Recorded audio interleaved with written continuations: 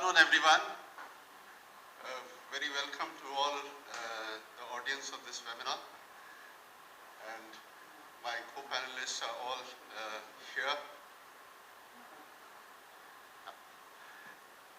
So the topic of webinar today is Indian language technology heralding an era of entrepreneurship in digital Bharat. And I hope in the audience today we have some budding entrepreneurs who want to build a business in the Indian language space, whether it is in content or technology or services space. There is a lot of opportunity which we are going to talk about today, and I have a very balanced set of co-panelists with me who come from content, technology and service provider space within, and all of them are Indian language specialists in their own way. So I have Rajat Garg here from Mayukchar, then I have Biplab Saha from eBhasha Setu, Vishal from Mompresso, and Vishwanath from Sarathi.ai. Let me get started. Let's look at the ecosystem. It's very simple. 1.3 billion people, 10 plus languages. Okay. Not only the people, there are 55 million MSMEs in this country who want to reach out to those 1.3 billion people and sell their products and services. Over 85% of these 1.3 billion people only communicate in Indian languages. Okay. Over 50% of this population is on internet as of today. So the digital India that we are all talking about, or digital Bharat that we are all talking about, is already there. So more than 500 million people are waiting for your content, your services, your products. Unfortunately, only 1% of the content on internet is in Indian languages. The rest 99% that we Indians browse are in English, which tells us what kind of gap exists in the entire internet space that we are talking about. And this gap really is the opportunity which is in front of us. There's a huge gap almost in any vertical that you can think of, whether it's healthcare, education, real estate, commerce, e-governance, travel, banking, insurance. Think of any vertical and there is a huge gap between business to consumer connect, because the business speaks English and consumer speaks a different language. Okay. To top it all, 9 out of 10 new internet users that are being added do not speak English. They are Indian language users, which means that this number is only going to grow. So having mapped out the ecosystem that is in front of us, we now want to see a lot of entrepreneurial action happening to be able to fill the gaps that we see every day in front of us and make successful businesses. So there are opportunities, there are monetization possibilities that we will talk about. Then there are challenges, of course, and so on and so forth. What technologies will be required, we'll touch upon that. Now, in order to kind of traverse our path today, I think that, the way we would do it is take a consumer journey, okay, map it out and see what an Indian language consumer requires in any given vertical, and see where the opportunities lie. So since we have some representation here from healthcare, and Mompresso is also somewhere in the well-being space as well, let's take healthcare ecosystem and try to trace consumer journey within this ecosystem. So there ought to be the front of this ecosystem are the content providers. Content providers who need to produce a very large amount of content which can be consumed in multiple languages by the consumers that we are all talking about.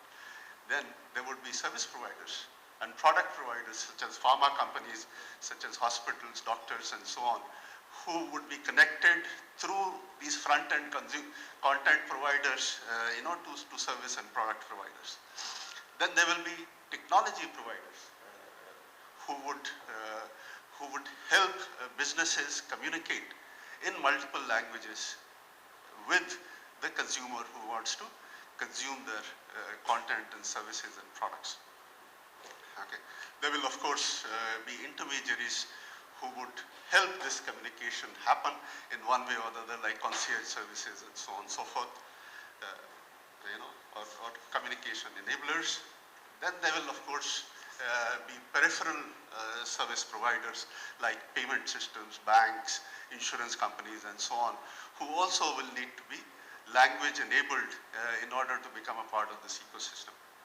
There will of course be always be a room for government to come in and talk about policy which enables this ecosystem to thrive, or incentivize entrepreneurs like yourself to come and do more investments in this area, and so on and so forth. And also on the other side, help protect consumer rights. Okay. That's an important aspect as well. And each of these components that I have talked about, whether it is content or technology and intermediaries and peripheral services and so on, each one needs language enablement, and therefore is an opportunity for an entrepreneur to go and build a business in that area. And healthcare is not the only one. Like I've listed, every vertical which provides some product or services where there's some business to be done.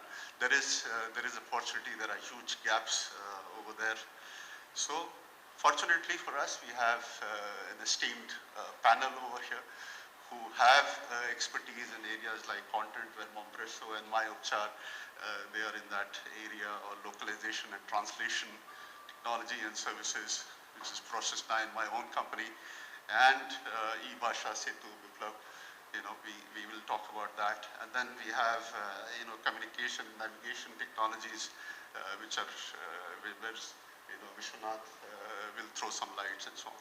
So we will examine, opportunities, challenges, technologies, and so on in next 45 minutes or so. And also, while we do that, we will examine some, try and understand a little more about the Indian language consumer. There are some myths and some realities. Okay. And we will talk a little bit about that if the time permits. Okay. So I'll start with, let's start this with some introduction of panelists, so you know what we represent over here, and then we would go on to a question and answer between the panelists, and then we will throw it open to the audience, and we can take some of their questions as well. So I'll start with myself. My name is Rakesh Kapoor. I have been in Indian language technology space for a couple of decades now. I founded a couple of companies, a company called Summit Information Technologies, which deals with media technologies, and as you know, media is 90% vernacular, so we'll end up doing a lot of vernacular business. But then more important is Process 9 technologies, which is purely Indian language play, where we help businesses go multilingual. So that's exactly what we do. If you're a business which is in English, you want to go multilingual, use our cloud-based platform. It's a language MOX LLP, language localization platform, and in no time, at an affordable cost, very quickly, we will convert all your content and communication into the languages that you and your consumer wants. Okay. Now, that's the business that we are in. We believe that the content that we're talking about will come in two ways. One, new content that will get generated, and then there is huge amount of content that already exists in English, and that will need to be translated and localized and personalized and so on. okay, which will be another way of increasing the amount of content that exists on the internet and mobile today. Can we then start with Biplab? Yeah, hello everybody. My name is Biplab and I represent eBhasha Setu. It's a language tech company which provides end-to-end translation services in all Indian vernacular languages. We have a AI-powered platform called TransAzar, which lets the translators translate the content and then review it, and have the system learn back, in a way that later, as they continue to build more content, it reduces their cognitive effort, while at the same time it helps them produce publishable quality content through the platform. Our core belief is that there is no easy way to content creation in vernacular languages. So, while the machine translation is a first step, but till the time you are able to create content which is understood and trusted by the vernacular reader, you will not be able to get traffic for your vernacular content. And that is why, instead of primarily being a tech company, we give the end-to-end service for content transformation. Thank you. Hi, this is Rajat Garg. I'm co-founder for myupchar.com. Our core mission is to create healthcare awareness and access in Bharat. And for that, we create extremely high quality health content in 12 Indian languages. So we basically take a lot of pain in creating very, very high quality content. Like when we started the company, what we found is we were searching for some keywords, some diseases like cancer ka ilaj and diabetes ka ilaj, and we found all kind of crappy content there. Ki 45 ये juice पियो और 45 दिन में आपका cancer दूर हो जाएगा. And you can still find that content on the web, and we started with the mission. We said we want to make sure that users gets the right content, the right quality content, and that's what we have been at it for past 3 years almost. We currently serve 12 million users a month, and on our YouTube channel we do another 6 million users a month. Good afternoon, everyone.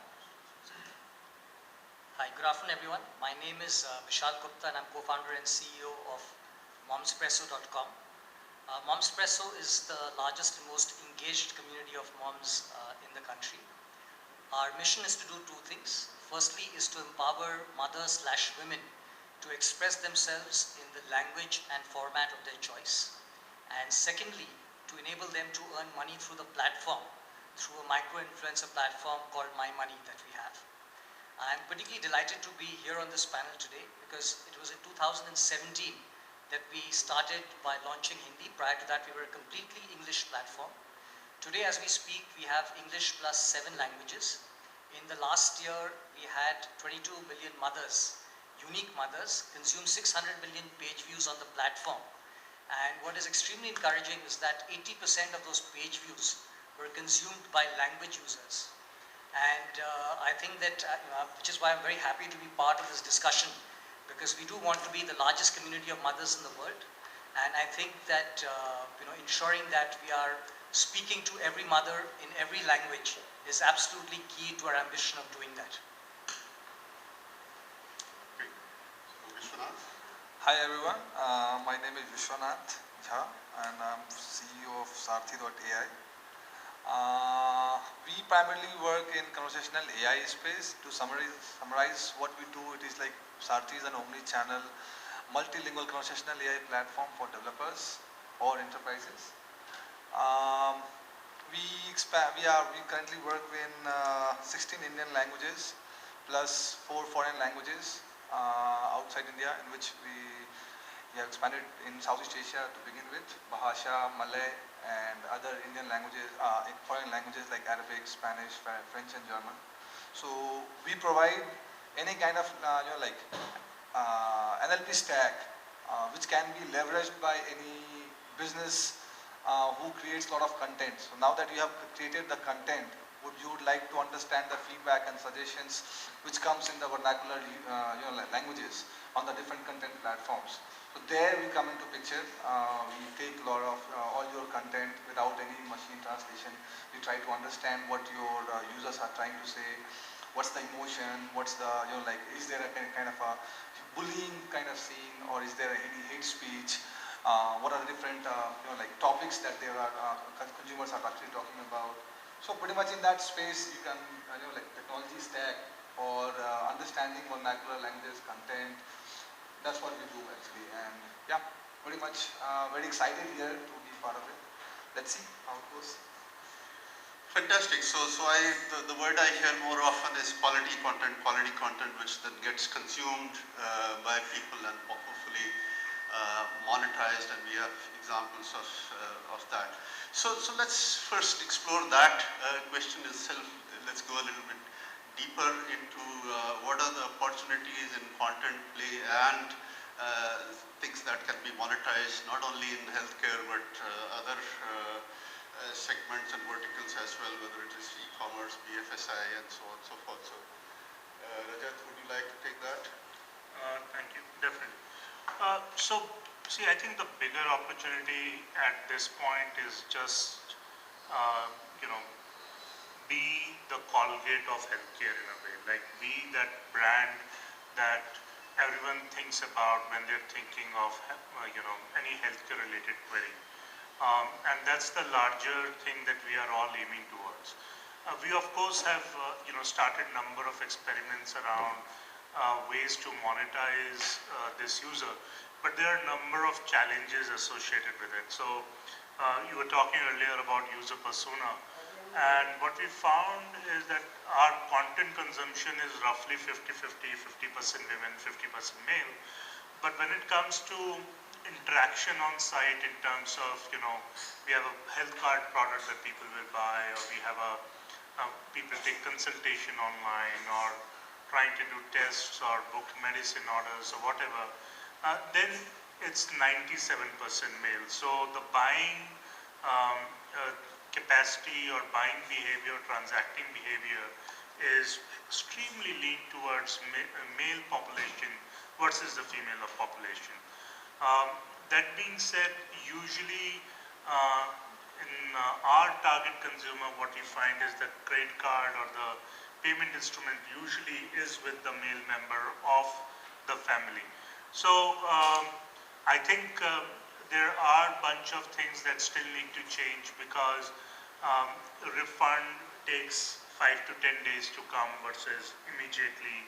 So there are still, when you look at the payment gateway success rate, you still see 80-85% success rate versus 99% success rate. So there are a number of challenges with the overall infrastructure that basically reduces their level of trust. So if you think of in the tier 1 world, English speaking world, companies like Flipkart and Amazon have spent tens of billions of dollars educating Indian users, saying cancel होगा तो refund मिलेगा, कुछ problem होगा तो पैसे वापस आ जाएगा, order होगा तो अगर कुछ problem होगा तो refund आ जाएगा. So I think that exercise needs to be repeated for this particular user as well, so that they trust the online transaction, online activity, etc. Plus there are much more systematic challenges right now, like I think there are global companies that are doing a lot better in terms of understanding our Hindi user or a Bengali user versus our own Indian companies by looking at data and all that. But that data is not really available to us. Like if you look at Google Analytics, it will only give you a high level, city level data that from Lucknow you are getting 7 lakh people a month, which is what we get. And when we went there and started doing experiment around monetization, what we found is it's not the city we are getting 7 lakh people from, it's the, you know, Hardoi and Barabanki and Sultanpur and Sitapur where that traffic is coming from. So a lot of these tools, not sure whether they don't have the insights or they're not sharing it with the companies. But there are a lot of challenges like that. Then I keep talking about the quality of content. I think there's like fake health news that is being propagated by pretty much your WhatsApp, Facebook and Google of the world, where you search for anything and some random shit pops up. And when I speak to these people, they're like, वो मैंने WhatsApp पे देखा था ना, इसलिए मिश्री खा के डायबिटीज में कोई खराब नहीं होती। And how do you fight against it? So there are a number of challenges there, but I think there's clear demand for these services, and that is reflected from the 12 million people that are coming to our site. That is reflected from 100,000 consultations that we do every month. But monetization will take a bit of time in terms of as we solve for their means of payment and the ability to pay over time. So some of the interesting words I hear is, places like Hardoi and so on, where the people are coming from and riding the digital bandwagon. But then, the challenge here is how to build trust. Companies like Amazon or Flipkart have spent billions of dollars to build that trust in the payment engines. Now somebody needs to do that in Hindi and Tamil and Telugu and Bengali as well. So that's 90% of the people. So 1.3 billion people will require billions and billions of words of quality content. Okay, that will be required. And one of the ways will probably be crowdsourced. So we have Vishal over here who has some experience in doing quality content. So tell us about what is the content play, how do you monetize, what are the monetization opportunities and so on. So let me answer that question, Rakesh, in 2 parts. I think the first part is really in terms of how the content is created, and to your point about how do we ensure quality content. And I think there what has really helped us is that 95% of our content is actually user generated.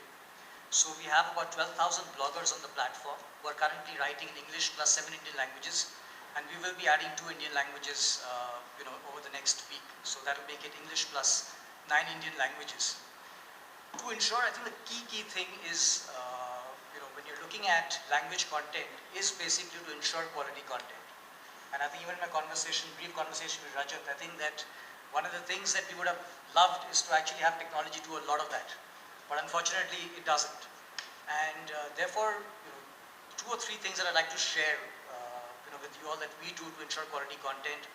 Firstly, I think that when we started off from English to basically getting language content, I think the first thing that had to change was our mindset. And we were very clear that for people like us who were thinking in English, it was not possible for us to actually launch quality content in Indian languages. So the first thing that we did was that we went out and actually got, in our case, because we are talking to mothers, we got mothers who were basically journalists / editors in language publications. So our Hindi editor was actually the editor of Bharat, and she was the person who came and actually started the entire Hindi language foray for us. So that was basically the first thing in terms of quality, right? Which was we needed people who were able to think in that language, as opposed to people who were just about creating or getting content or manufacturing content in that language. The second thing was about the user-generated part. But I think that we know enough about user-generated platforms to know that a lot of crap can come through user-generated platforms. And therefore, we were very, very clear that we didn't want to run behind numbers of content pieces that we were getting. So we followed a 2-level moderation process. The first is that for every 10 bloggers who want to write on our platform, only 3 or 30% of them are actually allowed to write on the platform. Right? So we had a very, very strict moderation process. We were not just running blindly, after the numbers. The second thing is that after somebody, so the first 3 blogs that every blogger wrote were actually moderated on the platform. you actually had a human eye go through each and every piece of that content. But once those 3 pieces of content were vetted, then the moment a blogger came and actually wrote a blog, it went up right there on the mobile site, it went up on the mobile app, and so on and so forth, right? So we obviously had a very, very sharp eye in terms of ensuring that we were able to maintain, that quality.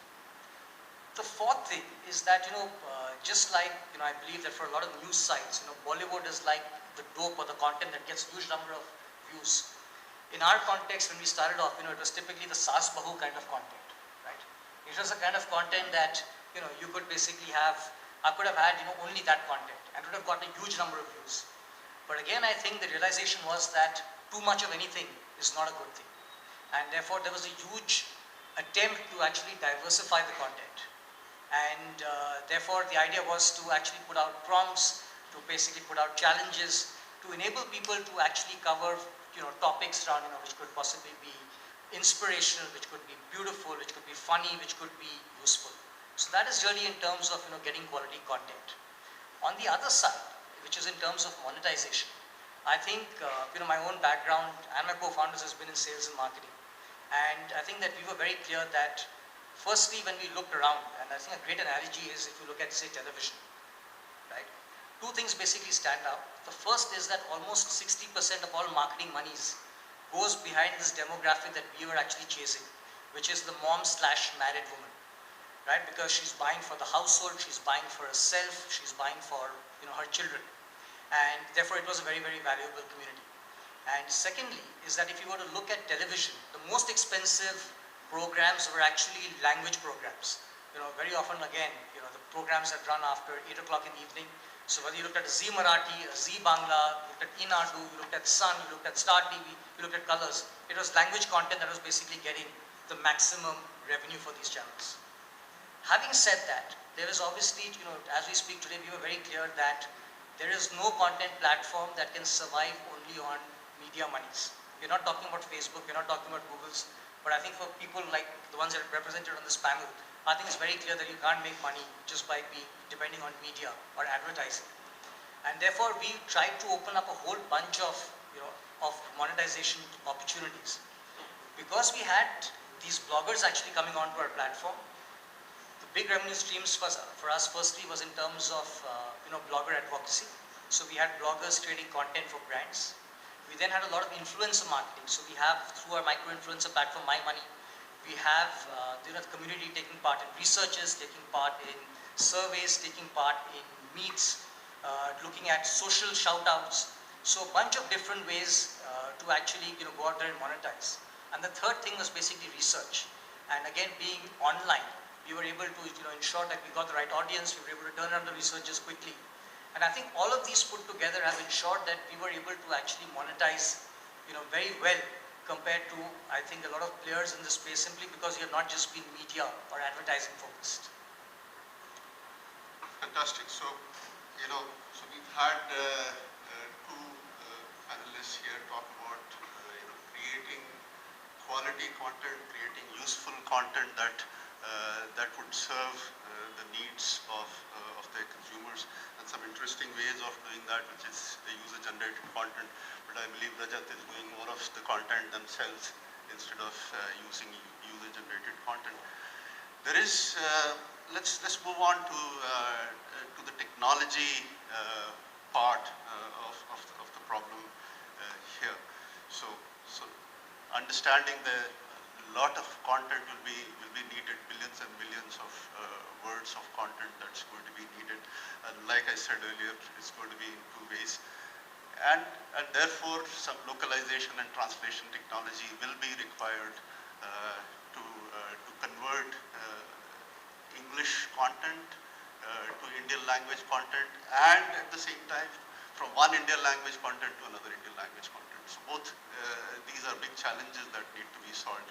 My company, Process 9, is solving some of those problems where we take businesses who are in English to Indian languages very, very fast at an affordable price, using some of the technologies like proxy technologies and some NLP that we have.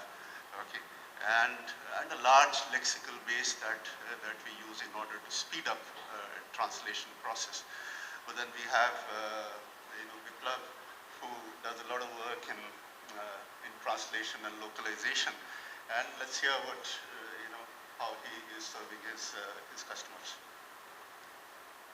Sure. I think the first thing which which customers or enterprises that are looking after whether after vernacular content, whether they are the enterprise side or the media side, I think the first thing they have to understand and realize is that monetization will come, but they have to be patient. In the English content that was generated over the last 20-25 years of internet presence, it took almost two decades to for companies like Facebook and Google to be at the position where they are right now. So what we really need is what we really need is for people to be patient and to take the long approach, which is patiently generate vernacular content. Like Rakesh said, either create it or repurpose the content which is already available in the Indian language. But that's also going to take time and patience, because unless, as I said earlier, unless you build trust with your vernacular user, you will not be able to drive traffic. And if you're not driving traffic organically, then there's no way, you can do shortcuts to monetization, but there's no way it's going to be a long-term proposition. So some of the observations that we've seen as a enterprise service provider are like this. Companies in the media space, I mean, we work for a large media company, and we're helping them translate lifestyle content in, they've got two very good brands in men's and women's lifestyle, and they've got some excellent content in English. And the surprising thing is that the chief editor, he happily says that, look, I am paying more to translate my content in Hindi than to actually produce in English. That's a proud moment for us, because mostly the approaches we have seen, and we've talked to some large e-commerce companies, and the approach is, look, if you're generating, say, English content at X amount per word, you're looking at they want it to be done in 1/5 or 1/6 the cost in the vernacular. So the first realization that has to come is that unless there is quality, there is no question of monetization, or even the question of outreaching to your users is not going to be there, because people are not going to visit something which doesn't translate well. The second thing we've seen, another traction that we're getting is from the hospitals. There are a lot of hospitals out there that are generating FAQs and blogs and patient testimonials in English, or say if it's a Hyderabad-based hospital, so the patient is speaking in Telugu and they want it to be translated to Arabic so that they can get people from the Middle East to come in. So that is where the hospitals and customers like that are willing to pay high for vernacular content. So I think we've got to, it'll take us a while to discover which are the pockets that value content in vernacular, and go run with those pockets, and then slowly as there are success stories built in those verticals, we will see more other verticals coming into vernacular content. Fantastic. So language is the means of communication. The communication does go beyond text. Of course, within text communication also there are lots of other issues beyond translation and localization. We talk about intent, interpretation, and so on. So natural language processing is a big, will have a big play and a lot of use in the Indian language space. And of course, we have Vishwanath, who has made a career out of NLP and some of the other technologies like intent, information, sentiment analysis, and so on. And tell us how the space is some of your technologies. Okay, so I think I'll set my response in a way that benefits larger audience, because largely what we see is there a content side wherein it is like directly B2C part. From us when we go, it is like purely B2B. So any business who has any customer interaction going on and they want to scale, let's say Flipkart wants to move to a small district in Bihar, Darbhanga, and people have 4G connections there. People they go online, they read content, they go consume video content on Hotstar and on YouTube and everywhere. However, when it comes to the transacting behavior, that is not yet found. So that's where we were like, if these companies want to come in, these technology will be required, wherein you'd give them a consumer interface, because typing is not natural, right? I mean, like, it's never natural. It's always like voice driven. If you speak them, even a child, when it learns to speak first, then writing first. Since as the technology, technology was not that mature that we could directly speak and get our work done, we devised multiple interfaces. We devised switches to begin with in industries. It was easy, press up, down, like on and off, we could do that. Later we came into text environment. Okay, people, something is written, you have to just press it. And now, still for us, the urban dwellers, it is much easier because we have been exposed to this kind of technologies very early. But if you go deeper into the behavior of new Indian language internet users, it is very different. I can go and book a ticket on IRCTC. Let's play government, level. But my father can't. He's a well-educated man. He's a retired person. He was, but the learning curve of each individual app is very steep. To learn Flipkart, to learn Amazon interface, it is difficult for users. So it's time for text-free and voice-driven interfaces for the businesses to give to their customers if they want to onboard more and more and go beyond tier 1, tier 2 cities. So, and when we see in this space, in the tech space, it's very lonely, to be honest. Why it is lonely? It's a different question altogether.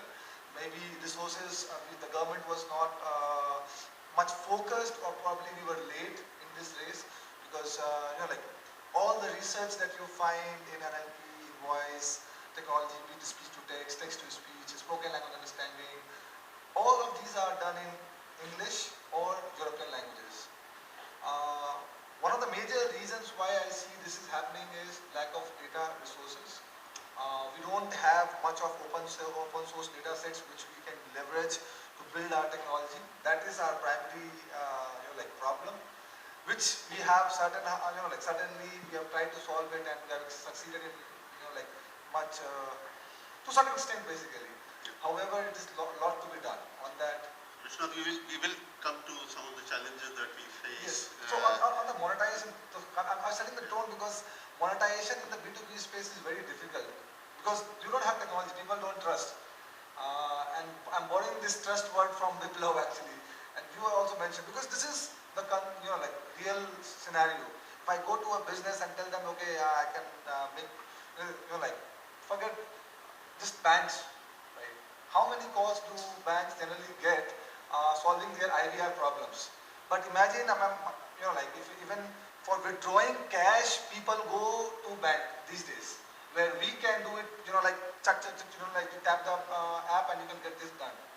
With more and more Jan-Dhan accounts here, we had millions of people who joined the mainstream banking. But what about their queries? It is not done, and government, there's still policy gap. Probably we'll discuss it later. Monetization from our side is not, from we see as a technology part, there's a lot more to be done before it begins. Yes, but of course I would see that in B2B monetization will happen a lot earlier than B2C. Yes. So let's we will come to that. So let's quickly switch to the next question of, what are the key parameters to success and what are some of the challenges that businesses or budding entrepreneurs will face when they want to foray into the language technology or language content space, in any vertical that they are. So, Rajat, would you like to take that question? Definitely. So, I think in most of the cases, what you'll find is creating Indian context specific content is actually fairly hard, because like from what the child height should be at the age of 6 months to what the weight should be, etc., etc., everything is based on US and European standard. And most of that information is in the heads of the doctors who say, nahi ye chalta hai, ye theek hai range. So a lot of that work, like if you're working on the legal side or education side or any other vertical and try to create that content, you will have to spend that time to get the right Indian context-specific content out. Only then it will be useful for the overall population. I think the other challenges that you'll have as an entrepreneur is around various technology tools that are available. Everything is in English. Getting people who can actually understand that particular field and are good bilingual. So people who understand English as well as Hindi, as well as have an idea of medical sciences, is actually a very rare person that we are able to find and hire. So I think in the legal or education, again, the same issues are there. And unless you find people who are very passionate about the problem that you are solving, the quality will be less. So I think there are broader issues in terms of, basic problems that you have, like hiring the right people, finding the right content to be created. So like people were talking about translating the content that is already available in English. Yes, you can do that to a certain extent, but be it education, be it legal, be it health, a large part of that content needs to be localized. Like, I'll just give you a very simple example. Malaria, if it happens based on mosquito bite in Delhi or some UP area, is very different from the malaria that happens on Bangladesh border. And you need different types of treatment, different types of medicines to take care of that. So that level of contextualization needs to happen. So I think that's the biggest challenge for entrepreneurs as well, because as you get into this particular journey, everybody will say, and every advisor will say, "Isme kya hai? Google Translate kar lo." And then as you get in, you realize, no, it's not possible to do it. And I'll really strongly recommend that people who have their heart at the right position, they should come after it, versus just trying to think of it as a quick money solution. That's my main point. No, I think in B2C business, ability to understand your customer is going to be going to play a major role in your success and your ability to hook on to your consumer and get him on your side. And the needs of these consumers could be very different. So there is. So I completely agree, right? So there are lots of challenges. So it's not that the expectation of a user living in a suburban area or a township or a rural area is any different from from a city dweller. He also wants better health. He also wants better education. He also wants better legal services and everything else. It's just that their capability of payment and ability to pay and means of payment may be a bit different. So when you're thinking about that user, you have to figure out what really works for them. So I'll give you a very simple example. So from a tech perspective, we built an online consultation product where people can chat and doctors will reply, and there are 50,000 doctors on the platform. So you will typically get an answer within 15 minutes. So we said, like everybody does, we'll do a video consultation and we'll do a voice consultation and all that. And the moment we enabled video and did a test run, what we found is that there's just a lot of buffering. People are unable to record the video and talk live. It was just like hello, hello, hello, hello. You will not get to a result. So what we did was we said, why don't you record the video and upload it on the site versus trying to do a live video consultation. So there are lots of small things that we'll have to do as you understand this user and the limitations of where they are right now a lot more over time. Rakesh, if I can just add a couple of points to what Rajat mentioned. So, yeah, it's very quickly. So I think one of the things that I would like to tell people looking to get into the space is about localization. And I think one of the terms that I really hate in the context of Indian languages is words like English, because I can tell you that from experience on the platform is that there are users who like to read Hindi content and there are users who like to read English content, for example. I really don't think that there is a large market for people who want English, which is a mixture of different languages. And therefore, I would actually guard people who can get into the space to actually look out and watch out for that. The second thing is basically, again, I think that very often people talk a lot about translation. And I think that my personal belief is that transcreation actually works better. And it's not just semantics here. And I'll give you an illustration again very quickly. Is we were actually transitioning from My City for Kids to Momspresso. So we were transitioning from the focus on just the mom to the mom also as a woman.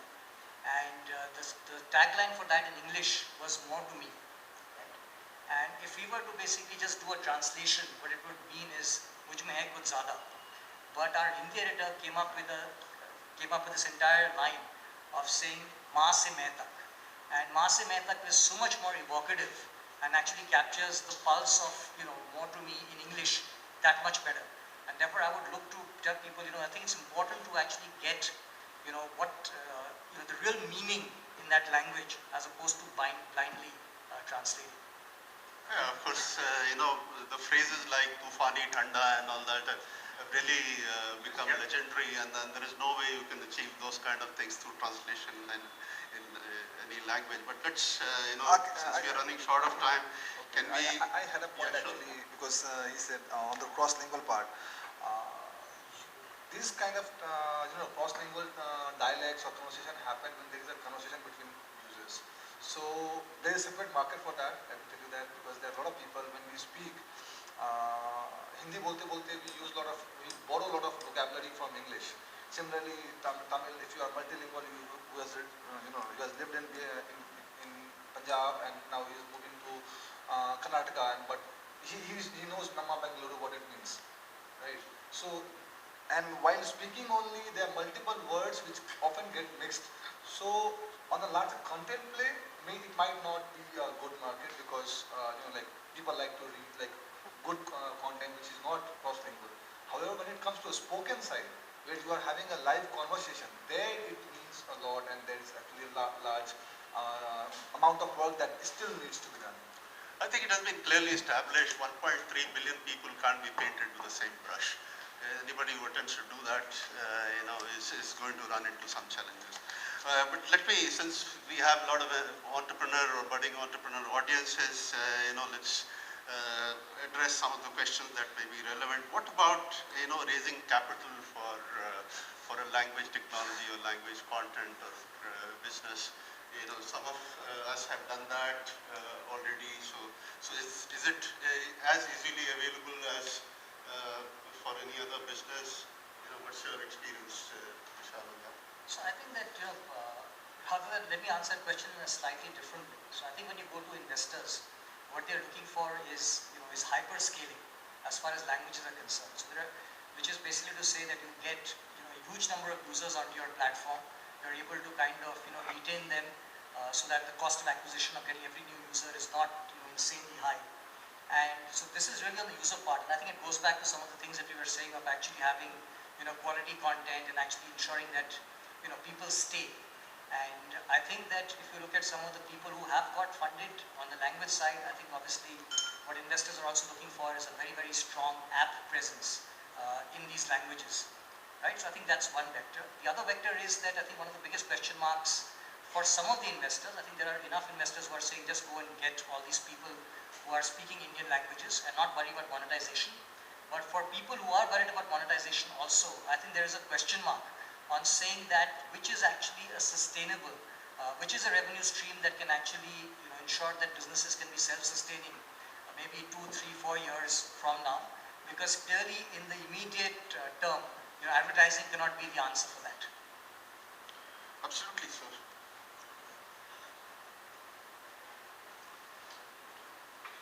So there are good examples of companies who have raised capital, companies like Daily Hunt or Reverie or Indus OS, Fatilipi, Mayuchar has raised capital. If you can very quickly tell us a little bit about that. So our experience, ultimately there is a lot of discovery happening in this particular channel. So when we raised our first round in, June, July, August of 2017, the biggest question was, who are these users? Do they do anything beyond watching, videos and different kind of soft videos, etc., etc. And we showed on a platform, no, these people are serious. There are lots of these people who are looking at serious medical content and are actually wanting to solve that problem. I think with the second fundraise that we did, the bigger question we had was, can we really go ahead and capture, like, as he said, mass number of people? Can we serve like 100 million people on our platform every month? And we are on a journey towards that direction. And the second big question that we have to address is that is it monetizable?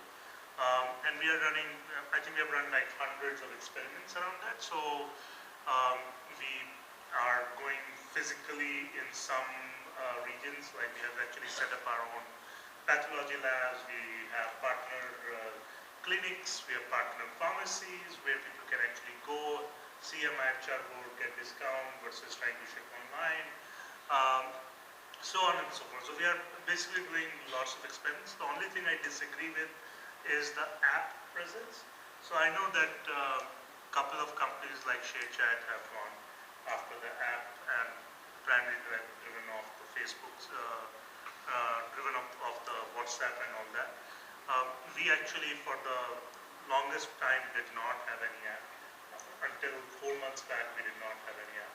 And the primary reason was that usually mobile phones are smaller, memory consumption is high, limited there. So usually people will install and uninstall the app, especially in our use case like ours, which is health. So it's episodic in nature, not a continuous exercise. So, but yeah, people are looking for something that can really, really scale and be that, one brand for that entire vertical kind of play. So good business model scalability, is pretty well understood by investors today. The investors totally understand that the larger number of people on the internet exist are coming in Indian languages. So they certainly, to my experience, are very keenly looking at this space and ready to write their checks. If somebody comes up with a good business model which can be scaled. So, we can, do we have more time? I've got some. Do we have any questions there? I read off those questions and, coming back to the previous one, which is also linked to the fundraising bit, is, advice for startups in the tech and service provider space. So there are very clearly two clear spaces in the vernacular content side. One is the content production space. There are huge content opportunities and a lot of startups like Mayuchar and Mom Espresso, they have figured that out and they're trying to build on that, and they have seen a lot of traction and demand in vernacular content. And in that you can have various, you can have domain specialists, or you can have generalists, you can have lifestyle content, and we've got very successful use cases in the English language for high value content production. And the other hand, there are again opportunities for tech startups.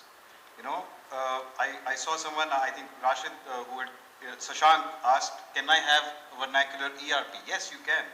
Because if somebody builds a engine which enables vernacular tagging, meta tagging in vernacular, or you can have CMS, you can have search tags. We work a lot with e-commerce companies to do product data enrichment, and a lot of challenge that they are facing is that if they put the product title in Hindi, then it doesn't come up in search. So they have to again translate that back into English, though the content is Hindi, but they are translating it back to English because Google only accepts English tags. So if you were to build something which could do good meta tagging and search and retrieval in vernacular, there's again a great opportunity. Something I think Sarthi has some products like that, and similarly tone of content, recommendation engine in vernacular. We've got again amazing use cases in the English language, and these are things that can that can drive up the quote unquote monetization of vernacular content very fast and build a case for it. I see one question over there on voice. Can you scroll that up? I think Madhu has a question on trend to voice-based content versus text-based content. So somebody can quickly I think definitely there is huge bias from the voice side because it is easier to use. People are more friendly and more comfortable basically when they have a voice interface. One of the prime examples is you see Alexa, Google Home. It's almost like doubling up every quarter their sales, and the adoptions is also very high. So they have already done in English. They have launched in Indian languages, and like I think I see there is a very huge push to voice when it comes to when it is compared against text. So I'll actually counter that point. I think voice as a search mechanism is important, and that's happening. Like as a consumption mechanism, like a podcast type consumption mechanism, is not happening. It's actually YouTube videos is the way people consume the content. So we have tried that on our site, and the preference between video versus voice, video is far ahead. That keyboard typing is actually hard. Yeah. And when people don't know English, and that's the reason why English is there, because people know English characters and type in Hindi. So that's why English typing happens, and Hindi typing is hard. So there is all that. That's why voice search happens, but consumption pattern is really very. Yeah, Rajat. So search, of course, is a big point when it comes to voice. But I see a lot of CRM happening or Q&A happening on voice, and almost every BPO, KPO are looking for solutions on that. Chatbots, voice bots have can drastically reduce the cost of servicing a customer, and we've seen examples where some of our customers in banking and financial sector have done that. In telecom, that's happening already. So these are the examples, and when it comes to languages, there's a huge opportunity over there. So the voice has more issues like intent, interpretation, sentiment analysis, and so on, which come into the picture. And if you and there are companies which are working on first translating it into English and then doing it into English. Yes. Now those are that's where you get into trouble. That's there is a loss of loss in translation. Yes, okay. Absolutely. So therefore some of these activities will have to be done in original language of origin itself. Okay. So I have a slightly different point here, which is to say that we always talk about the digital divide, right? And I think one way of bridging the digital divide is to, of course, it's almost like there are people who write. There are obviously more people who can just watch, and there are even more people who can actually these people speak much better than they write, right? And whether if you look at the lowest strata of society to the highest level of society, I think the one common thing across all of this is voice. And therefore, I think more than immediate use cases, right? I think going forward, I think voice has the biggest potential to bridge the digital divide that exists today, and get the next huge wave of users onto digital. I think adding to what you just mentioned, I'm speaking purely from the B2B front basically, because telcos, bankings, like institutions, they have like 1,000-seater call centers. and they get like every minute they get multiple calls, and they have to handle, and they don't have enough manual resources to handle those calls. So they're automating those conversations, and people are adopting it. I mean, like, people are comfortable, and most of the time the question that is asked is like, in B2B, basically, like when you are talking to a agent, many times it is like people bully those bots. But when it comes to enterprise side, it becomes little different, because everybody wants to get their work done and leave. Nobody calls a call center to have fun. So it's beauty of that space, B2B, that like you solve your problem. And again, one more thing. Let's just quickly take one or two more questions. There are a number of questions waiting. There's somebody who wants to know, whether there are tools and technologies, NLP, etc., available in open space, in open source space, NLP, OCR, etc. So anybody with experience on that? Otherwise, I can. Yes. Are you doing some work? Machine translation, NLP, and OCR. We need free tools. So free tools is difficult.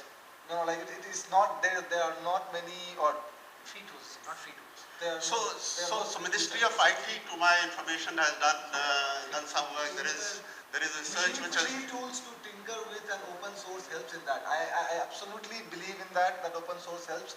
But the vernacular language technology space, be it voice or be it text, is very nascent. And at this stage, if we start opening up tools as an entrepreneurs, it is very difficult, because So let me hold you there. There is a lot of work happening in the academic space. Some of that work, of course, you can laugh about it, but there is that's how all new innovation, new technologies come up. We are working with a couple of major technology institutions, IIITs, and so on. Getting some of our futuristic projects to work there. Now there is work happening in that area. Those will be open source. When you use it, enhance it, and so on. We may be at an early stage in technology, therefore we may not see value in that right now. But I think that value will build up over a period of time. For the next couple of years, I see. Yeah, you're right. That, Sarika from IIIT, and that they have all the text analysis, and the machine translation is available for free. Anybody can connect to Sarika. More than that, there is a lexical corpus if you can. It becomes difficult. When you try to put it in production, B2B, it is not at scale. My point is, when I say nascent, it is not ready for production. So it leaves companies like yourself and Process9 and eBhasha who actually built on those tools, and in fact we have built on Sarika and made it into such an engine, such a Trans-SR engine to enable content production, leveraging whatever has been researched. So the core research was done by the Ministry of Information Technology and the institutions. Yes. And it's a beautiful technology. I mean, at the risk of saying, I think I've seen that inside out at IIIT Hyderabad, and it's a Google killer. I mean, if they really get it out on scale, the way it has been built on Panini grammar, I don't think Google can any day beat that. If we can achieve that kind of scale in vernacular content. The only thing which Google has today is a lot of scale. The language bank, the data bank is huge. So, like you said. Do we have time for one more question?